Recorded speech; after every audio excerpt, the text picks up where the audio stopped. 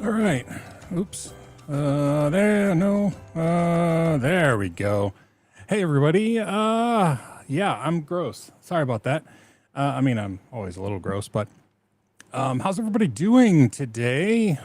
As of like a half hour ago, the social media just blew up because Joe Biden here in the U.S. said that he wasn't going to run for president. So, yeah, it's a little chaotic here. But I was fishing, so, didn't bother me any. I did not catch anything. Yeah, it got hot out, and I had to walk home. So I'm gross, sweaty, a little out of breath, but still here. So hope everybody's doing well. Northern Chimp, Bite Moose, Oh Dude, who is feeling better. Awesome. Hello, everyone. Yeah, and Northern Chimp, I kind of feel bad saying it's hot. It's in the low 80s, but it's just that for here, that's a lot. And we're just, yeah. Wow, that was a cat. Bless you, Nigel. That was quite a sneeze. Yeah, not a lot of places here have like central air or anything. So when it gets like sunny and even in the 80s, it's miserable. But anyway, what else is new? I turned 49 on Friday. I started blogging again. I'm going to try to do something every day. Doranel Dan. Hello. Is that an L? Yes. Hello. Welcome, welcome. Yeah, so if you want. You all right, buddy? It's good sneezing. I mean, it sounds like a giant dog sneezing, but it's a little cat. Well, I mean, it's like 28-pound cat, but still. All right, 22 pounds probably. Not long till you hit 49, Bite Moose. Well, I can say that it felt just like 48. So. But yeah, season49.com is where I'm putting all the stuff. Like I'm trying to either blog or do a video or something every day. It's kind of like the 90 Days of Mayhem that I did, but instead of videos, it's just anything. Create something every day. Bite Moose, I don't know where your 20s went. I feel a little bit justified in being angry because I had my car accident, so I literally don't remember anything before I was 24. So that hardly seems fair, right?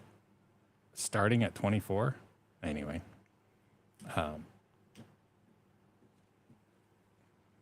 grandpuppy is here staring at me because I've been gone for a couple hours, and now I'm just on the computer, so she doesn't think that's fair. It was, Mason. It was on Friday. Yes, July 19th. And then on July 20th, and Saturday, was the 55th anniversary of the moon landing. So that's cool. Yeah, next year I'm a cool 50. Is that SpongeBob cookie jar? It is, and it's a Squidward one right next to it. The reason that I have them is a friend of mine who's at the live stream sometime, but I won't call them out, said if I was going to be a creator, I had to have some sort of pineapple in the background. I guess that was a thing. And so they sent me a pineapple that I could have in the background, but it happened to be a set with Squidward and SpongeBob's house. So anyway, yeah. Northern Chimp, I'm only seeing one comment. I mean, I see feeling about his Catechus France. I don't see multiple ones. So, yeah. Happy 26th birthday. Yeah, thanks. Appreciate that. I don't look a day over 23. Well, I didn't know that you could see my maturity level over the camera, so that's nice. I think the braces help, right? They give me a real middle school vibe. I still hate them, by the way. I just hate them so much. I just loathe the braces, and I still have them for so long. But anyway, it is what it is. I have blue Kool-Aid, so, that's awesome.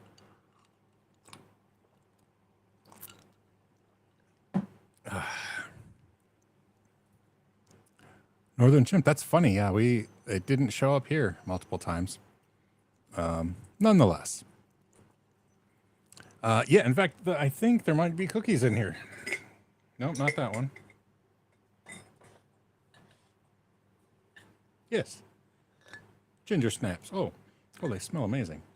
I won't eat them right now because they will end up in my braces, and y'all don't want to see that. But they're great for dunking in coffee because they're super, super hard. Bite mousse. Yeah, some people don't like it on pizza. I don't know. Even bad pizza is still pizza in my mind. Keith Birdwell, what's my favorite movie? That is a tough call. I really, really, really liked. I don't know if I can. Yeah, I can't even. I can't pick one. I like a lot of movies. My favorite book, I think it's still my favorite book, The Martian. I really, really liked The Martian by Andy Weir. And the movie was good. The movie, I think, did the book justice, even though obviously there was a lot more that happened in the book. But I did really like the movie and the book both. But then Andy Weir again came out with Project Hail Mary, which was so incredible. That book is amazing, and I will be shocked if it doesn't turn into a movie, and I am so excited to watch that movie. So, anyway, the whole CrowdStrike madness. Did anybody here suffer from CrowdStrike? Did you get my birthday off because of it or anything? Because Friday was crazy for those folks who have like corporate Windows machines that they use, and I mean, wow, that was just something. I'm missing a bunch of them here. The original. Oh, hey, I know, pineapple is delicious on pizza. It is. Again, I don't mind pineapple on pizza, but even bad pizza is still pizza. So. Dun, dun, dun, dun. Brother and Amazon packages. It's insane how big of an effect that one company and one software patch had. I mean, yeah. I'm sure their stock probably recovered, but it did make me laugh. Well, not laugh, but I mean, it certainly made sense that their stock kind of went down. CrowdStrike's did, so I'm sure it's recovered though.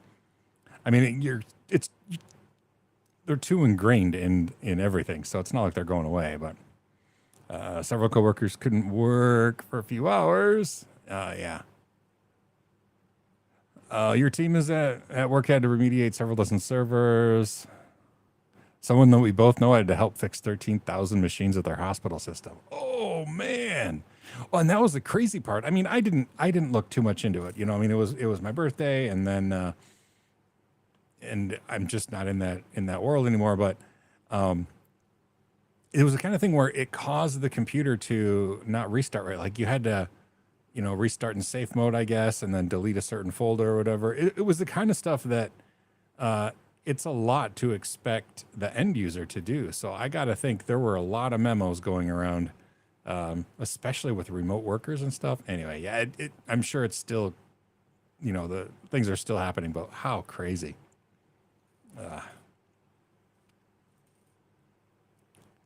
Oh my gosh, that's just crazy. Yeah. So anyway, yeah, CrowdStrike. You know what? I am one of the people who have never had any. I've never had any experience with CrowdStrike. I've never seen it, never used it, never experienced it. But yeah. Nose big. Is this nose big? I've always seen your username and never known if it how or nos big. I don't even know. So you have to tell me how that is pronounced. But that's what I heard. So the Windows, like you're required to reboot, like it updated and then required to reboot. When you rebooted, it wouldn't come up. It just blue screened. So crazy. Yeah. Yeah. Cranky Kraken. I agree. Yeah. At the end of the day, everybody was saying CrowdStrike. People that had never heard of CrowdStrike before in their life, all of a sudden are talking as experts in the CrowdStrike thing. So it's funny. Your last name backwards, Nas Big. Okay. I appreciate that. Nas Big. Are my Linux tutorial days forever done? I hope not, Keith. I truly hope not. I'm just still. I mean, here's the skinny. So I'm still struggling to be productive at my day job, and productivity dictates paycheck now. It's not just a set salary. I have to produce content for my day job, or I don't get paid, and I'm still struggling to make a sufficient amount. So my wife, who had to go back to work when we needed health insurance when I lost my job, has now taken on a part-time job as well.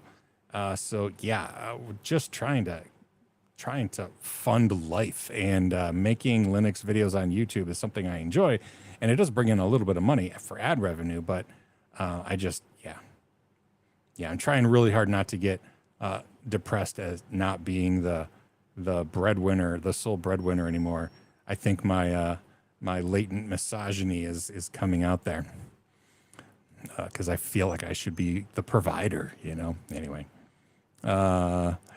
Andy K. Yeah, I know, that's funny. I saw Jeff Geerling's post too that it wasn't DNS, which was funny. Heard someone say CloudStrike. That is funny. CloudStrike, yeah.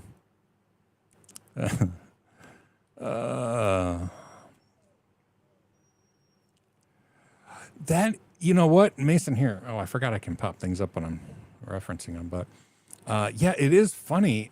A lot of people were like blaming Microsoft when it was, it was not a Microsoft flaw. It was,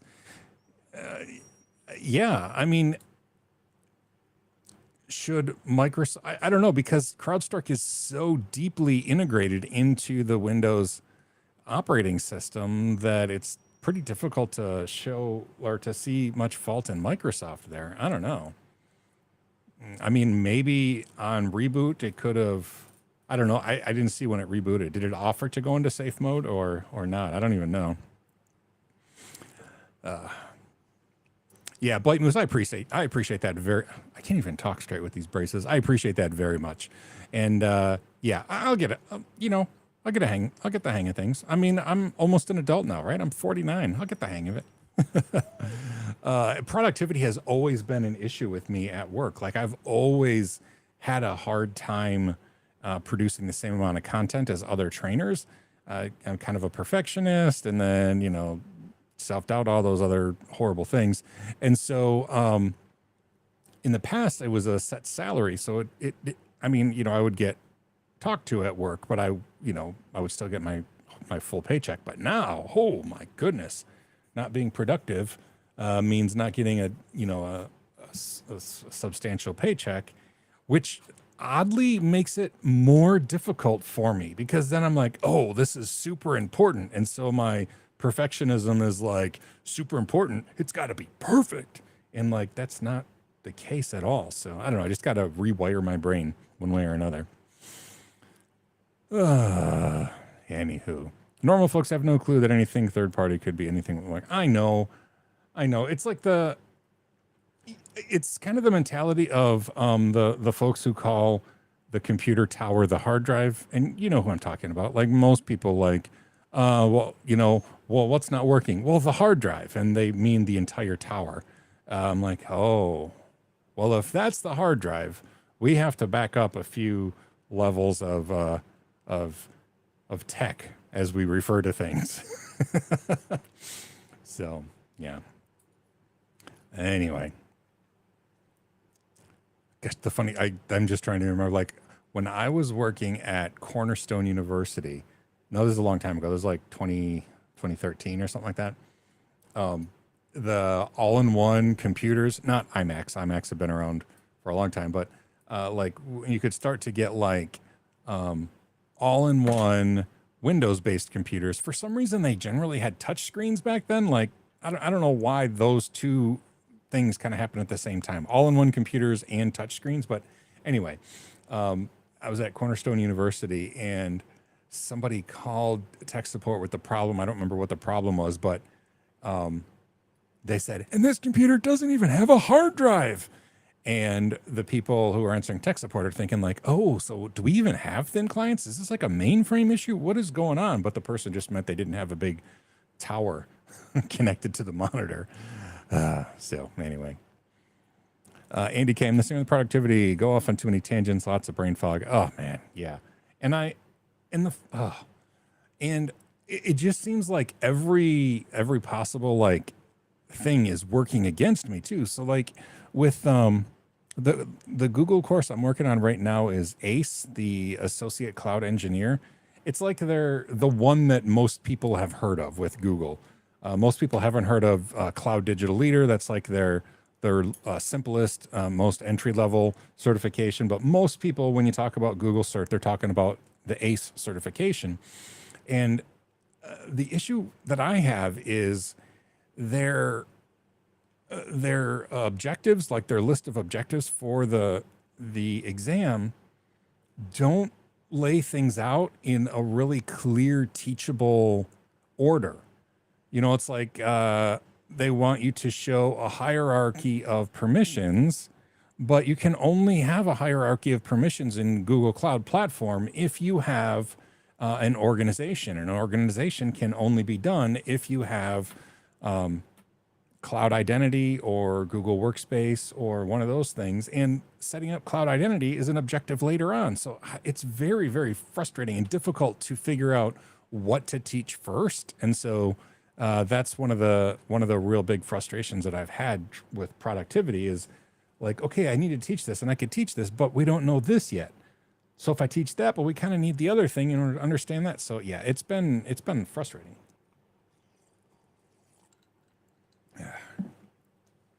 So much of what you have to teach about with Google Cloud requires an organizational level thing.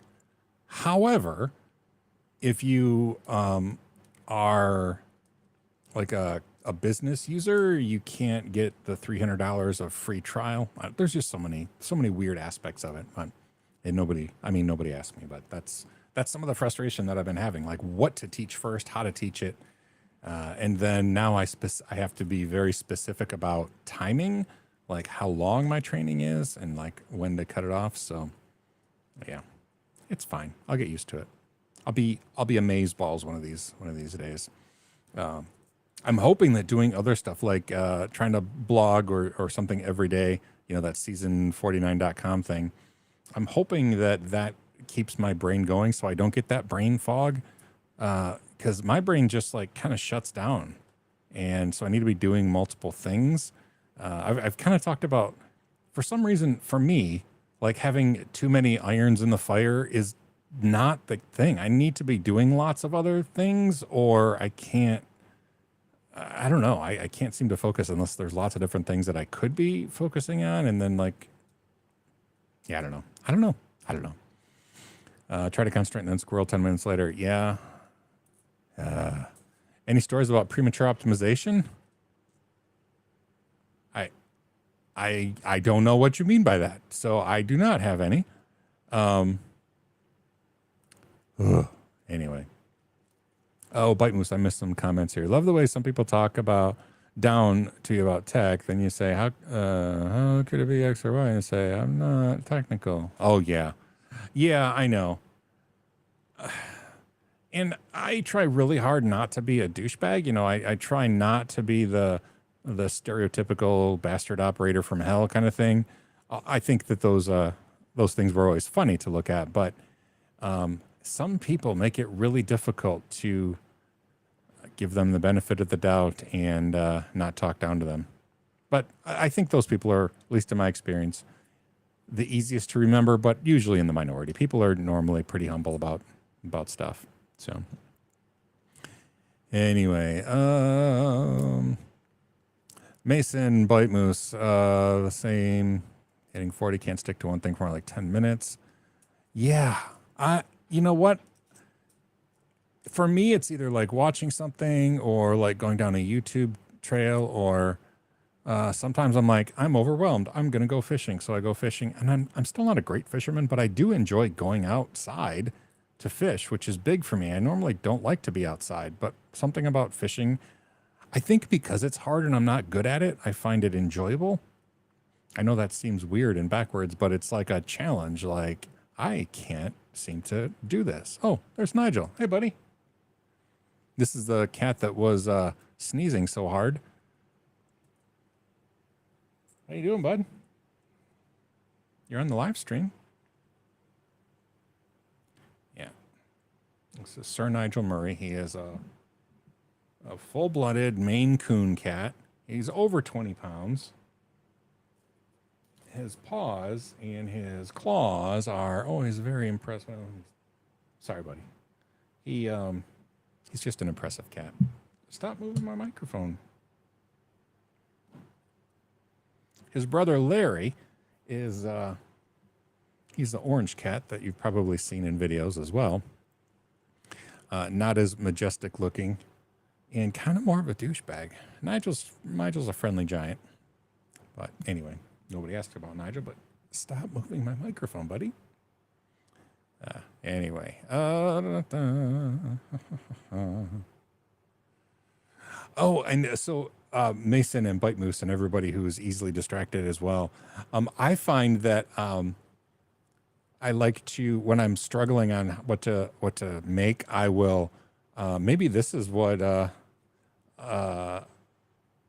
Abhishek was talking about. I like to optimize my recording stuff to make sure I'm doing the absolute best. Like, do I use PowerPoint? Do I use GoodNotes on my iPad? And I really like the way that GoodNotes has like a laser pointer that I can use when I'm teaching. So maybe what I need to do is redo the way I record with OBS so that I can import the Goodreads screen, and then, but I'm probably going to have to redo my desk because I'm still going to need the Wacom tablet for some stuff. So my Wacom tablet and my iPad, but my desk isn't really big enough for that. So really, I should probably like change desks or rearrange how I do all my stuff. And then I end up going down that trail instead of just making content, which is what I need to do. So anyway, your cat is bigger than my dog. You know what? I believe that he's bigger than, we have our two older dogs. We have Zoe and Phoebe. Phoebe is I'm going to say it wrong, but Yorkshire Terrier. And yeah, she's much smaller. He's easily twice as big as she is. And yeah, but they're good cats. They normally don't like affection like this. It's a little bit strange that he's wanting to be pet a lot. They like, normally the personality of a Maine Coon cat is they like to be near people, but they don't necessarily want to like lay on you. And that's pretty cool, actually. I normally really like that. But apparently he's in the mood to be pet. So, he's shedding really bad. I bet that's why. Probably itches. He wants me to, but he doesn't want to be brushed. I assure you of that. Nigel also has this way of getting your attention where he takes his enormous paw and I don't know if you can see. He's kind of doing it under the camera, but he will put his paw on you and just extend his claws enough to like touch your skin, but not go in, just as like a warning, like, hey, I could have eviscerated you and I didn't. So maybe you should pet me. Mason asked last week, I think about making videos while I'm learning Linux. Oh, you started to do videos on LVM. Oh, for you only. Hey, there's nothing wrong with making videos for yourself because, yeah, dude, stop. Your claws are sharp, even if you don't put them in my skin. Yeah, I mean, even if you don't upload them or whatever, teaching is such a great way to do it. Let's see. I was thinking of using my iPad as an input to draw on OBS. Do you know if this is possible? I do, actually. Do you want to know my thoughts there, Mason? So, especially, I don't know if you use the GoodNotes app, but GoodNotes is amazing, and you can make your you can make your notebooks or whatever they're called a certain size, so you can make them 16 by 9 landscape, and then if you're using that, when you share with AirPlay from your iPad, when you share via AirPlay, it doesn't share the entire screen on GoodNotes. It just shares the notebook like a presentation mode. And so you just need to get one of those I mean, OBS has AirPlay like integration. I don't know if it's a plugin or if you just like get they have them for Windows and for Mac, a program that will allow you to AirPlay to your computer. I don't. It's called like Air Server. I don't remember what it's called. But when you do that, then you just use that as your source in OBS, whether it is a window source or like you fill up your whole screen or whatever. And then you can use GoodNotes. And the reason I like GoodNotes is because here, maybe I can. I'll show. Yeah, I'll show everybody. I have GoodNotes on my Mac and my. Oh, how did it get up there? Oh no, no. Can I move it? Oh, don't be.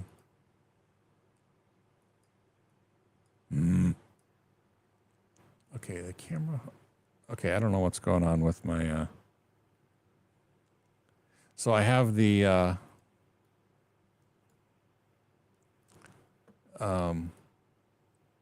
The teleprompter. I have a teleprompter and there. For some reason, Goodreads went all the way up there. All right, hold on. And then it was locked. I'm getting there. I promise. I'm almost there. Almost there. All right, let's see. Go to Wacom with my face. All right. So this is so the original Nosbig. The thing, if you actually use AirPlay, GoodNotes doesn't send the rest of the screen. So if you AirPlay from GoodNotes, it only sends the actual notebook. It's designed for presentations. So normally, like if you do AirPlay from an iPad, you get the whole iPad display and you'd have to crop it out. But if you do AirPlay directly from GoodNotes, it doesn't do that. So anyway, well, we'll look at this one. Maybe. Oh, there we go. Oh, yeah. So you get to look at, so this is CBT stuff, which I probably shouldn't show, but whatever. Oh, not pen. So laser pointer. The thing I really like about using GoodNotes is this laser pointer tool because it leaves a trail. And then when you let go, it disappears. So if I'm teaching something, I can circle it. And if I hold the pen down, the circle stays there. And then when I let go, it fades, which is so cool. And I just really like the laser pointer thing. Oh, I don't know why it got really slow there. But anyway, yeah. So I really like GoodNotes. But I still have a Wacom tablet, so I don't necessarily use GoodNotes. And the Windows GoodNotes program isn't as good. And oops, no, oh, come on, where am I? There we go. So yeah, it's complicated. But if you just have an iPad and you can set up like Air Server, it should just stream the notebook content so you can use it for demonstration. Anyway, I think that's pretty cool. But now if I use it for like if I use the web version, which is what the Windows version of GoodNotes is, if I use that, yeah, I have to crop out the outside. And it's not even that easy because the zoom changes sometimes. And so like it'll be the right aspect ratio, but it'll be like smaller. And that's very, very frustrating. Mason, yeah, but I highly recommend it. If I didn't have the, what are you knocking down, buddy? Well, why did you do that? If I didn't have the Wacom tablet, and I might still like just get like rid of using the Wacom tablet or whatever, because if I didn't have, I don't know what you did. I would just use an iPad, and I might at some point just use the iPad there instead of the Wacom tablet. The only thing I'm not sure about is what about if I want to demonstrate and draw on like a web page? I can't really do that. I mean, I guess I could if I used my iPad. Maybe, I don't even know. So, yeah. Anyway, that's the kind of thing that the kind of rabbit hole I go down, though, that makes it so that I never get anything done at work, which is not great. So, anyway, Yeah, GoodNotes. It's GoodNotes is a subscription service now. Like you used to be able to pay for it outright. It's a subscription service now, but it's like $10 a year, and I'm okay with that. I mean, a year, yeah, maybe it's $12. It's like a ridiculously low amount subscription for an annual price, and so I just pay for the annual subscription to GoodNotes, and I'm very happy to do that.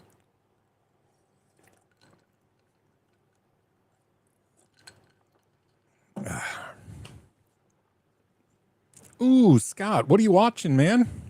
Unless it's something you shouldn't tell us, in which case, get back there, buddy. Mason, could you not have a source on OBS as a web page and the iPad draw on something transparent like GoodNote or something like that? I don't think so. So the problem is if I had like a web page, like on like displayed and OBS is recording that, I don't think there's a way to do a transparent anything from GoodNotes. It would send something and that thing wouldn't be transparent. So, yeah. I mean, there's no reason that I couldn't just use both, but then I run into the issue of the struggle of desk space. So I guess what I could do though, see, this is what happens to me. Stop scratching me, okay? I love you and I'll pet you, but my goodness. I could use my Wacom tablet and then just lay the iPad over top of it because I don't, the Wacom tablet I have doesn't have touch at all. Like you can't touch things on it. It only responds to the Wacom pen. And so, hold on. Oh God. So I could just lay it down and like my Wacom tablet could be like the stand for the iPad when I'm using the iPad. I might try that because I really like GoodNotes as a presentation tool. Like I said, for that pen thing alone, it's just really, really nice. So maybe that's what I'll do tonight. Like I have to work in the morning, but maybe after the live stream, maybe I'll play with that to see if I can get like an air server. I think that's what it's called, set up so that my GoodNotes on my iPad could be a source. Nosbig is been going down the amateur radio. Oh, like, are you a ham operator? First of all, I gotta say, I actually love that movie. The Adam Project with Ryan Reynolds. I think it's a great movie. I don't know why it wasn't more popular at the time. Ryan Reynolds, I think is a great actor. He makes me laugh out loud. It turns out he's actually a really nice human being, which is also cool. But I thought that was a great movie. I loved it. So I don't know what's going on there. You are a ham? That's awesome. Are you also an amateur radio operator? That's a cheesy dad joke. That's cool. I thought about it, but I haven't done that. I played with Meshtastic a bit, which is not the same, but it's still really nerdy and fun. Mason, if I try, I will let you know how it goes. Because I have not set it up. I know it's possible, but I haven't set it up. So I will. I'll let you know how that goes. If nothing else, I can demonstrate next Sunday. Maybe I'll make a video on it because I'm committed to do something every day while I'm 49. Season49.com. Just upgraded to general. Oh, cool. Has anybody played with Meshtastic? Yeah. Yeah, I'll show you what I have. Hold on. Please stand by.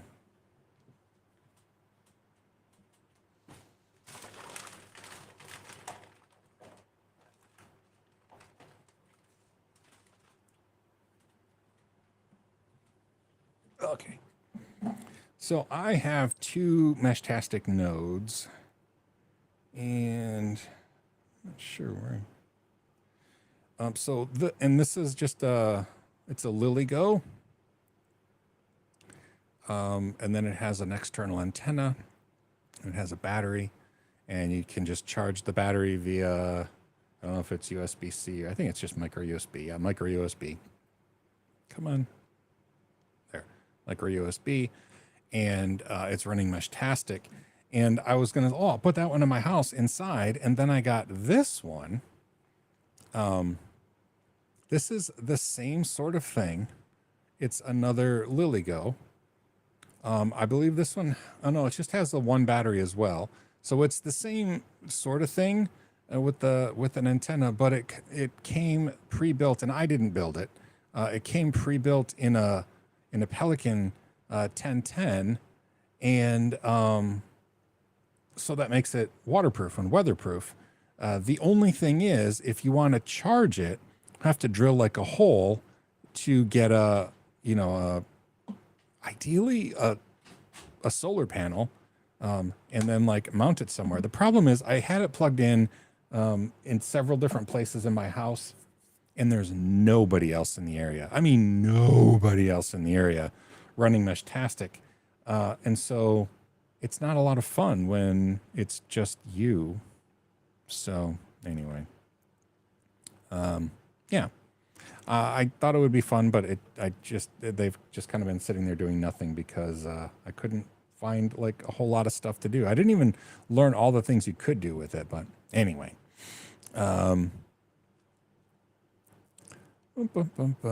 Scott, oh, thank you. Yes, it was my birthday. I am older now. Today is day 3 of my season 49, season49.com. And so far, so good. No complaints. Is HackRF1, is that the like thing that's supposed to be like the Flipper but better or something, or like more professional than the Flipper? I don't remember. I could be wrong. I clearly I don't have one of the HackRF1 things. I do have a Flipper that I have not used for anything at all.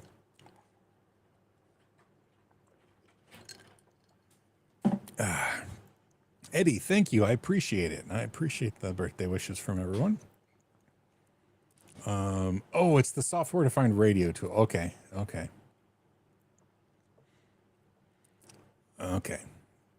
Yeah, so software-defined radio, I talked to somebody.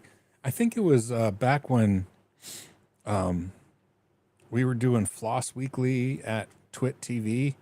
I know that Floss Weekly was dropped by Twit TV and picked up by Hackaday.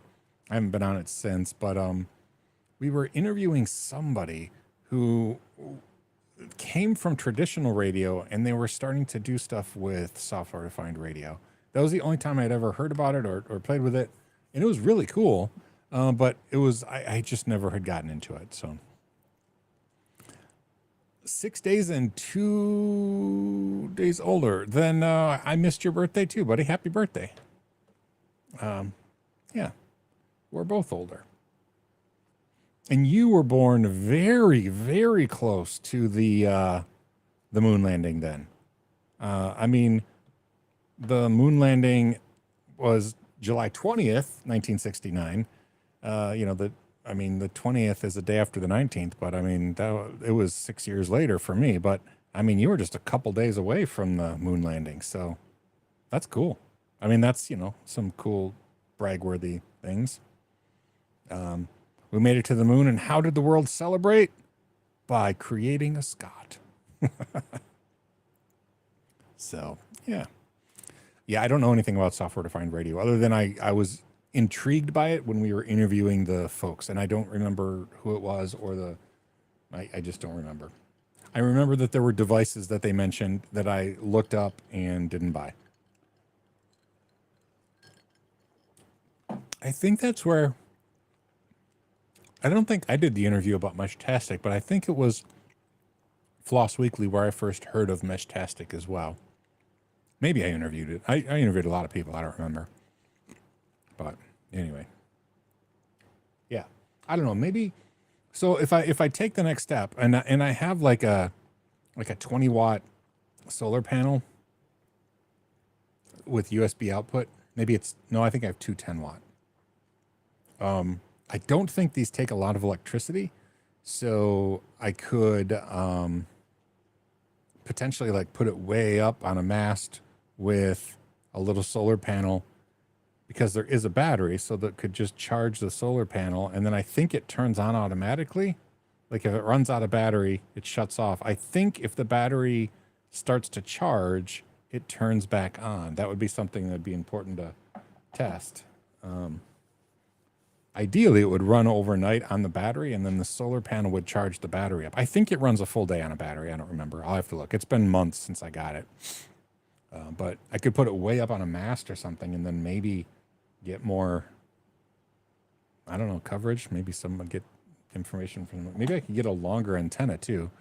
I don't remember if this is. I don't remember the frequencies, and I am not an RF guy. I don't remember if this was like a quarter wave. I don't remember. I truly don't remember. But I could probably get a bigger antenna.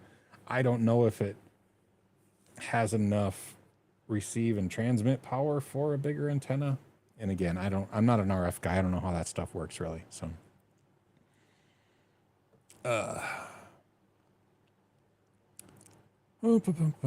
yes, it looks like it's everybody's birthday.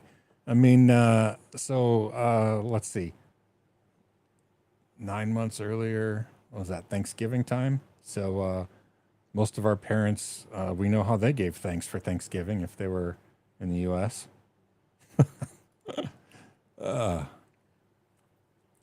My mother key punched for the Saturn V rocket. Ooh, that's awesome. That's really, really cool. Very, very, very cool.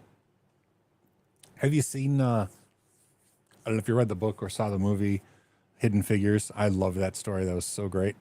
And I have the I have the NASA women in NASA Lego kit.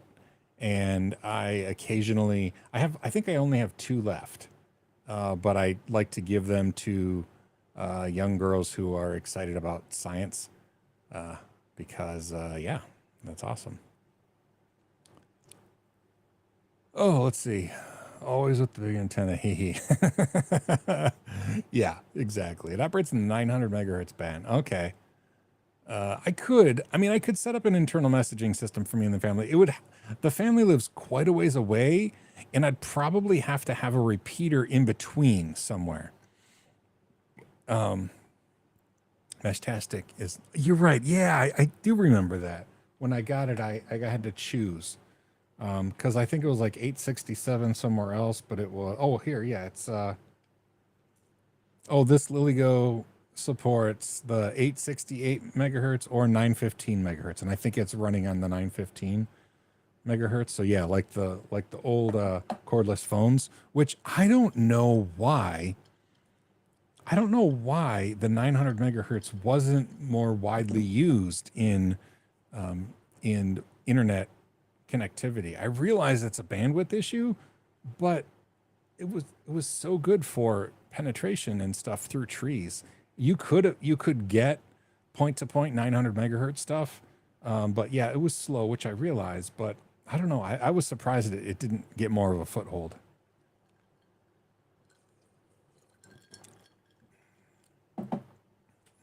Anyway.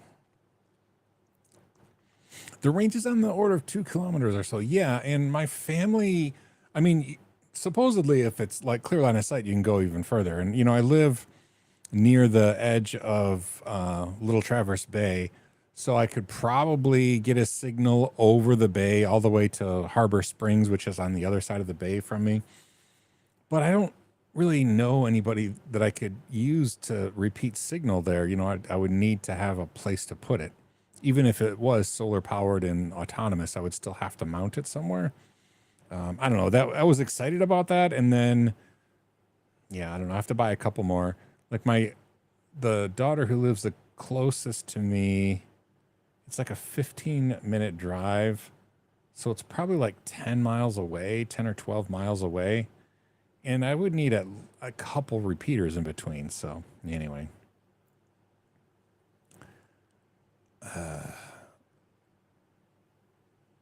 And they do mesh. Yeah, I hear they're tastic at meshing. They're mesh-tastic. And yeah, it is a bandwidth issue. But just the only thing I've ever seen it used for is just like text chat for things, which takes like no bandwidth at all. But yeah, I don't know. Maybe I'll play with it again. They're on my desk now, so no longer out of sight, out of mind. Now I see them. And I have that USB outdoor solar panel thing. have to waterproof the USB connection somehow. Yeah, I don't know. I'll play with it though.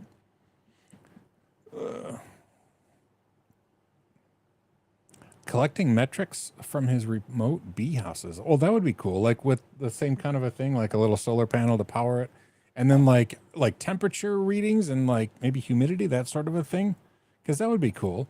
I mean, I don't know. You'd have to be, program it to be able to send that kind of stuff. And I don't know enough about Meshtastic to know like all the things you could do. I mean, it could just be like a Raspberry Pi there with with the data, and then just send the data via text over Meshtastic. I don't know. That does sound like a good use case though. I looked at a lot of the LoRa stuff, the long range, which is what Meshtastic is based on. And then I saw that Meshtastic already existed. I'm like, oh, wow. So they did most of the heavy lifting there. 2 meter might have quarter wave. Okay. Yeah, this is definitely, if it's 2 meter, this is definitely not quarter wave. Yeah. And then I know that it takes more to use, like to transmit on a bigger antenna too. And I don't know what these outputs have. And then you could amplify it, but then that introduces noise. Again, I'm not an RF guy, but anyway. Temps, humidity, vibration, and more using MQTT. Okay, that would be cool. And yeah, MQTT, I mean, yeah, I could see that being... Because I think with Meshtastic, you can you just create your own channel to listen on or something, or you can listen on a specific channel. I don't know if it has encryption or obfuscation or whatever of the data. Yeah, I remember that was something you could do, and just nobody else would care. And then somehow integrate Meshtastic to a local data gathering device. I don't know what communicates with Meshtastic. Like I know Meshtastic can communicate and mesh, but like the two endpoints, I'm not sure how you directly communicate with it. I know I'm sure just scripting language would do it without a problem, but I just don't know how that works. Create your own channel and encryption. Okay. And then somehow interface, with it.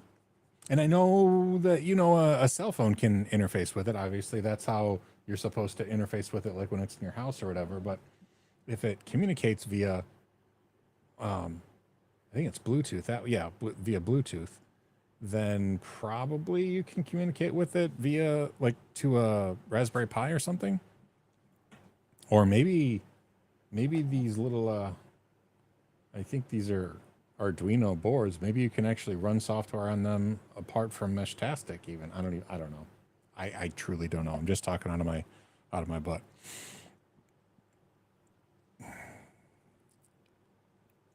Bluetooth app on your phone are the basics. Yeah. So yeah, I mean, a Raspberry Pi has Bluetooth, so you could probably communicate with that. See, I just think once I can communicate via the Linux command line, then my brain's like, okay, I got everything, then I'm all set. On this end, I can communicate via, then I'll dump it into a, Prometheus database. I wouldn't use Prometheus. I've never used it. I don't know how, but I mean, into a database on the side, and then from the data collection on the Raspberry Pi, if I can connect via Linux command line, I could glue the pieces together. So, yeah. ESP32 boards. Yeah, that's true. And then they could go into low power mode, wake up every 15 minutes, take a reading, send it over to Meshtastic, and go back to sleep. And they can, then if you have a solar panel there to power Meshtastic, you could just use that same energy source, maybe with a tiny battery, to keep it going forever. I would love, that would be a fun project too, right? You need something a little bit bigger than this Pelican case, but a little bit bigger than that, with a little solar panel that outputs USB power, and run an ESP32 board and Meshtastic board, communicate inside each other. Yeah, that would be super fun. I think I would want a way to be able to connect remotely to it, because can you do real-time communication over Meshtastic? I guess so. Like a terminal on, well, I guess there's really not a terminal on the ESP32s, but could you Could you remotely update it over Meshtastic? I don't know. This sounds like a fun project. This sounds like a way for me to avoid work for weeks. Ugh. Anyway, a friend has 300 watts of solar on the side of his bee house. Oh, yeah, power is not a problem then. Holy cow.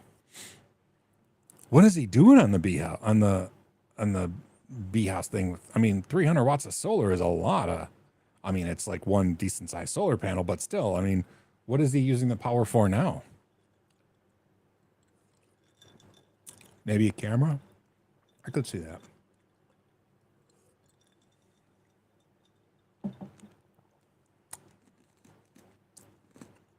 I'm terrified of bees, so that is not a use case that I'll be doing, but he has to heat it in the winter. Really?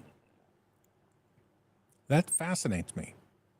They don't, I mean, I know that a lot of times in the winter, a large amount of the of any given beehive will die off, but that's interesting.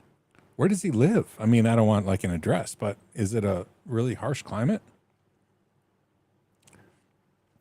Mason, yes. In fact, I have a couple. Like I said, I think they're each 10 watts, so they're very small, but they just output to USB, like USB A. And so I had a remote. I used to do one of my bird cams remotely, and I had two of those solar panels connected together to charge a battery, and then I would use the battery to keep the USB powered camera going. Although when you buy a USB battery pack, you have to very specifically buy one that can charge and power something at the same time, because usually you can't. Usually you can either power something or charge something, but not both. With this, I have one battery that is designed to do both. It can, it's separate circuitry for charging and providing USB power. So anyway, so Mason, yeah, that's what you can do. And then there are other, okay, so we only got a little over 5 minutes, but Mason, so if you get like a regular, like 12, like a Harbor Freight, for example, well, you probably don't have Harbor Freight. I know you're over in Wales, the country, Wales. But if you get like a 12 volt or 24 volt solar panel that outputs that voltage, you can get a small charge controller. And a lot of the smaller charge controllers for like under $20, like on Amazon or whatever, they take input from one of those or two of those solar panels, and they have a spot for a battery, like an external lithium ion battery, like a 12 volt or 24 volt battery, or whatever. But the other nice thing that those small ones usually have is like 2.4 amp USB outputs. So you can gather those things, and I mean, you can get a sizable like wattage, like a 100-watt solar panel going into this small charge controller to charge, like, hold on.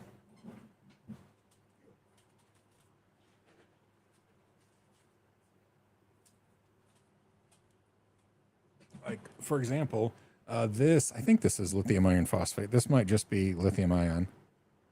But anyway, this is like a little battery pack that is 12 volts. And, if you connect this to the charge controller, the solar panel can charge this battery pack up during the day when it's sunny, and then you can run off the power, even using that built-in USB port all night. And then when the sun comes out again, it'll charge it. You just need enough battery that will last you overnight, and enough solar panel that even on a cloudy day, it's going to be able to top off your battery pack. And that's the kind of stuff I just love doing. So anyway, yeah. And again, I mean, you're in a whole nother country. So you can't go to the place that I go to, but batteryhookup.com here in the US is such a cool place, because they have, they buy up like new old stock of batteries. They have some used batteries. Most of their stuff is just new old stock, and they sell like lithium ion or lithium iron phosphate batteries very reasonably in really cool packs, in various voltages. Sometimes they get like EV battery packs that anyway, yeah, batteryhookup.com. It's not sponsored, but if you're in the US, check them out for battery needs. And then, yeah, just like the solar charge controllers on Amazon, like under $20 if you're just talking like 100 watts or so. A lot of them have like 20 or 40 watt charging for batteries. It's just cool. Yeah. That hour did go quick. And now I started talking about solar panels and batteries, and now I'm all stoked and excited. That's some of the stuff I really, really, really enjoy. You know what? I'm gonna look at these Meshtastic things again now that they're on my desk and I see them. Because yeah, I don't remember the issues that I had other than nobody in the area was using it, and that made me sad. But yeah, it's worth checking out to see if I can set up communication between my house and my kid's house. I think that'd be fun. And then to actually use those for, I mean, we have internet, so I mean, it's a little silly. I can set up VPN access between all of the places too, which I don't know why I haven't done that yet. Oh, because I know why. Because my middle daughter and her husband live at the farm, so obviously I have a VPN set up there.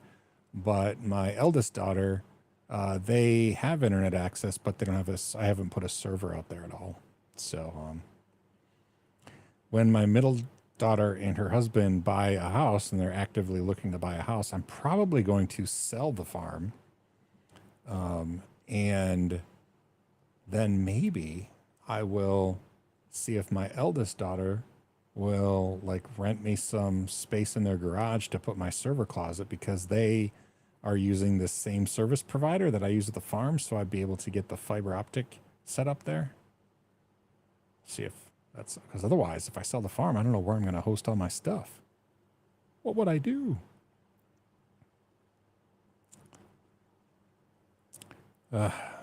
Anyway, now Northern Chimp and Mason are talking in Welsh, I assume. I don't know if those words are long enough for Welsh, or maybe just the town names are so long. And there's the end of my knowledge about Wales. I was able to communicate between Ohio and Florida. A wire strung on a tree, less than 5 watts of power. Wow. Okay, that is pretty cool. I mean, I assume you were like skipping. Is that what it's called? Like skipping off the atmosphere? Yeah, and I know that there's like sometimes you're not allowed to like skip communicate. I don't know. I don't know anything about being a ham. The radio kind. The other kind I'm very familiar with. Anyway, yes. I guess we should call it quits. Thank you everyone for tuning in and talking nerdy stuff with me. And yeah, I'm gonna go plug in these Meshtastic boxes and probably play with them this week instead of doing work. No, I'm gonna do work, doggone it. But also, Mason, I will let you know how it goes with the iPad and using like an air server in GoodNotes. And GoodNotes is one of those subscriptions that I highly recommend because it's very affordable for a whole year. Anyway, thanks everyone. Have a great week. I'll see you next week. And if you want to follow along every day, season49.com. I'm trying to post there every day. I'm 49. So talk to you later.